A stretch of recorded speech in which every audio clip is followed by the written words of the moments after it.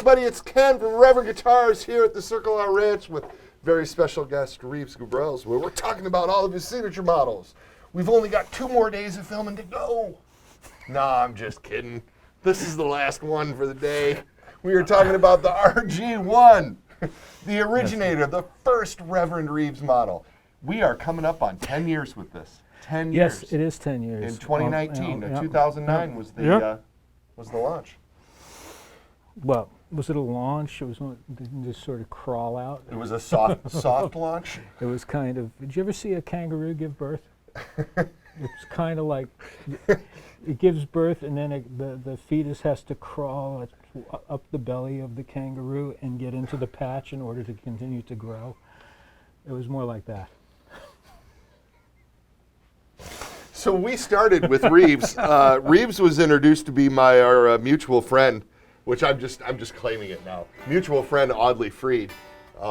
It was Audley. Who was actually more of a friend of Joe's than mine, but I'm just going to go ahead and claim Audley Freed. And Audley brought Reeves by to meet us in Nashville, and Reeves was a little smitten with our double agent guitar with the humbucker in the bridge and the P90 in the neck, and he procured one at the NAMM show, and then this I tell this story all the time. It's one of my favorite stories about working at Reverend. Tell that story again? Yeah, I'm going to tell it again. I'm sitting at my desk. Yeah, and I get the phone call. Ken Haas, this is Reeves Gabrels. I have a problem, and I'm thinking, what? Did we not give you the guitar enough? Could we have given it to you more? And then he was like, I take your guitar to every show and I pick it up on the first song and I never put it down. And to me, that wasn't a problem. That was a solution. And so he said to tell that Joe Naylor fellow, if he's ever interested in doing a model with me officially, that I'm interested. And I got to lean back and go, hey, Naylor, it's Reeves. He wants to do a SIG model. And Naylor's like, oh, cool, I'll take it. And that was it. I've never heard that story before. You're lying. You're lying. Yeah, you have. And it became this. It did. It has developed over the years. We started with Reverend. Much like a baby kangaroo. Like a baby, yeah. Only that's only a matter of weeks. It was originally a stock Reverend humbucker. And we had a DiMarzio fast track in the neck position. Yes, we did. For quite a while. Yep. For not only because of the sound, but for the frets. Well, because it's true. I mean, you laugh all you want. It turns any 22 fret guitar into a 24 fret. Yeah. Though they might not be in the right place. That's what the bar is for. It's just like, it's just like the on the rail hammer. So better believe it. I mean, what's the big deal? I've actually not checked. I've not checked to see. I used to check those things with the tuner. Now I guess I just don't care as much as I did when I was younger. But I still use them anyway. I just don't give a fuck what it actually is. So that's something to do at home, kids, is to get your tuner out and see what those notes actually are. But yes. In the meantime, I'm all ears. I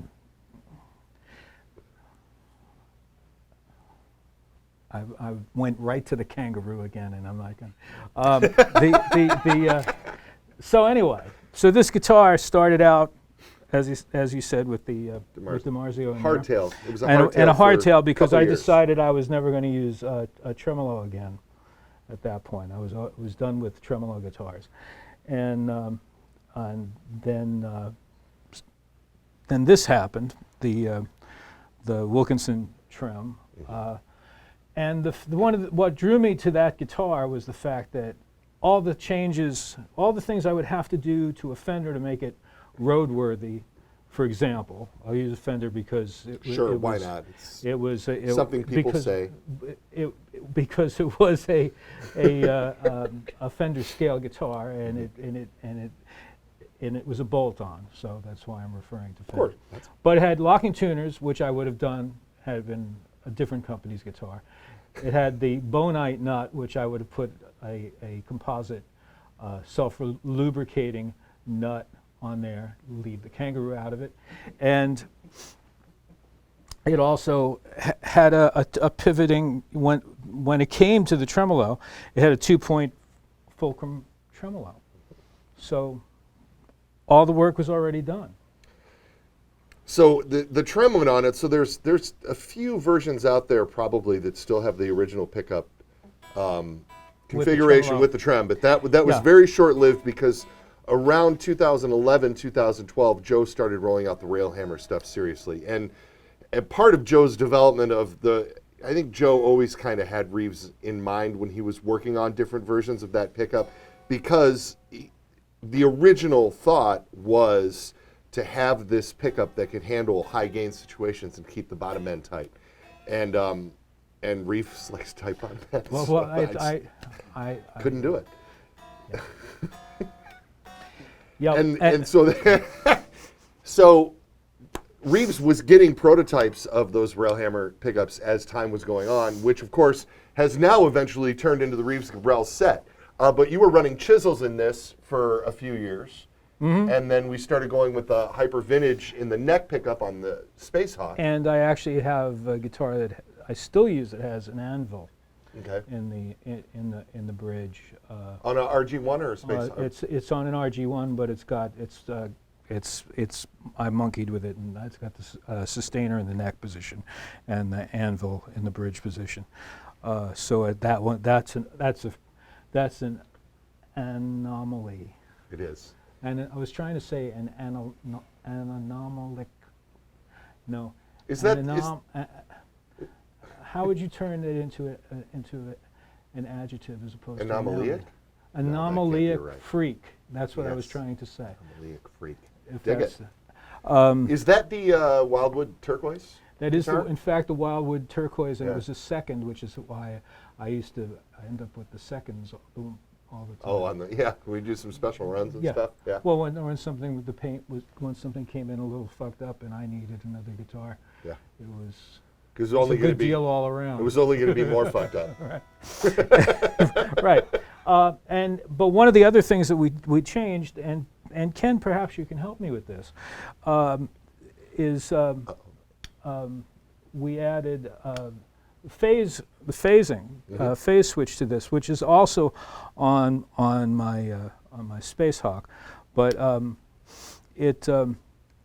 it gets me what I tend to think of as a B.B. King tone or a Peter Greenish tone, which you don't, which is a little more unusual for a guitar with a tremolo like this. People that want that usually go for a different type of guitar completely. So if you wouldn't mind playing some sort of blues-ish thing for me, I will demonstrate the BB tone kind of thing. And that ain't it. That's it.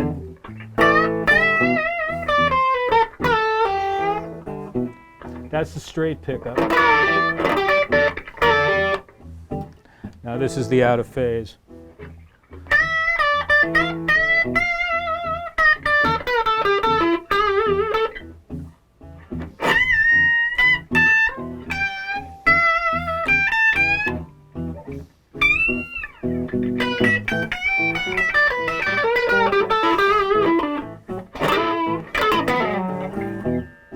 And then back to the straight sound.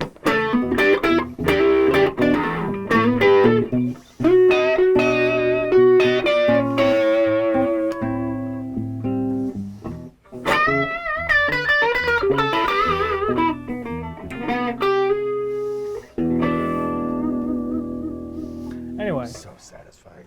But that's the true out of phase combination when people talk about out of phase on other three pickup guitars.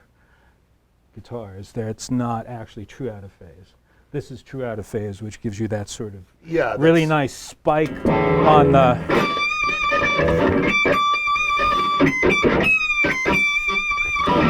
There it is. If you want to, if you know, given we're guitar players, we tend to be playing in E a lot of the time, and you want to finish a solo and really make your point. There's nothing like true out of phase, bent up from the D to that to make that point. Yeah, yeah. So, and you notice with the pickups out of phase when you're playing in a clean sound, you get some signal loss because the phasing is literally frequencies canceling each other out, leaving you with that really honky, quacky sort of sound because it's the frequencies that aren't being canceled out that you're hearing. And so because of all those missing frequencies, there is some volume loss that is normal when you're playing clean. But for some reason with overdrive, it's like that's not even happening. Well, and also Joe's wiring for this is not your standard true out of phase wiring. There's some nailer voodoo in there that balances it out A little bit more. a little bit more. Like if this is that's it, the non out of phase, and then this is the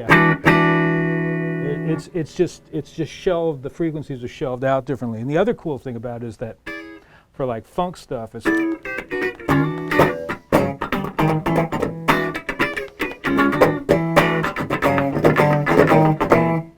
and that is much different than what we refer to, or what a lot of guitar players refer to as the quack thing, which is yeah. which is the 3 pickup in between. That's not really out of That's not phase. really out of phase. You're hearing the magnetic field from 2 different areas of the string at the same time, and because they're single coils, that tends to be really defined, and so it gives it that Mark Knopfler-y. Yeah, I find this to be far less a cliche Yeah. Oh yeah. myself.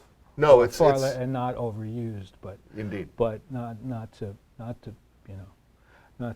pick on anybody that is fond of that sound, like, or Mark Knopfler or David Gilmour. I think as everybody who knows me is aware, all of my guitars can be 1 pickup guitars.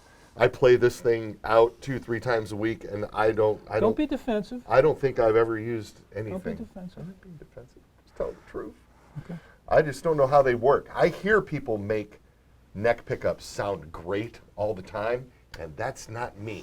For some reason, when I go there, I'm just never comfortable. Unlike you, who can. Well, I was just looking at the pickup height there, because I tend to make them a little closer than this one is. Yeah. That's the factory spec. I know a factory spec. I always. Yeah. I'm 1.5 millimeters myself. But if you, I mean, that's holding the string down at the 22nd fret. Mm-hmm. If it doesn't hold my 150 pick, my 1.5 millimeter guitar pick in place, then I know it's too far away. Yes, you're using thick but guitar I digress. picks. What? No, I know. We could talk about your. Did you bring your own picks? You're not using I just stuff. brought one. You just brought one. Well, we needed Extra one. heavy though, right? I mean, Yeah. Well, this is actually 1.35. It's yeah. I'm not talking to them right now because they don't seem to be able to help me get guitar picks. Some of my shredder buddies play like 2 mil picks. Yeah. Yeah. Well, something's got to give, Sure. and you know, especially if you use lighter strings, like my guitars come with the gauge. My signature models come with the gauge that I actually use, which is the Diodario 9-46, Yeah. which is sort of like a hybrid set, but like if it's light top heavy bottom, these are the light version of light top heavy bottom, I guess. The top 3 strings And- from a 9 set and the bottom 3 from Yeah. a 10 set. And in order to have, you know, for faster stuff to have control with the pick, you kind of need a stiffer pick when the string is going to move more. That's my my theory. And do you hold? I'm not. We're talking picks here, but Are we? do you expose just a little bit. just a little bit? Yeah, depending on what I want. Yeah. Of course. You know. I've gotten. I don't know. I never pay attention. I get asked that question every once in a while, and I have no idea because I'm. Yeah. I don't know to play. The technique, But- by the way, is known as the kangaroo. Wanna play And something? with that, The Reeves Gabrels RG-1, a Reeves Gabrels signature model from us here at Reverend Guitars. Reeves, what do you want to go out on? Whatever makes you happy. Whatever makes me happy? Whatever makes me happy? Oh, man.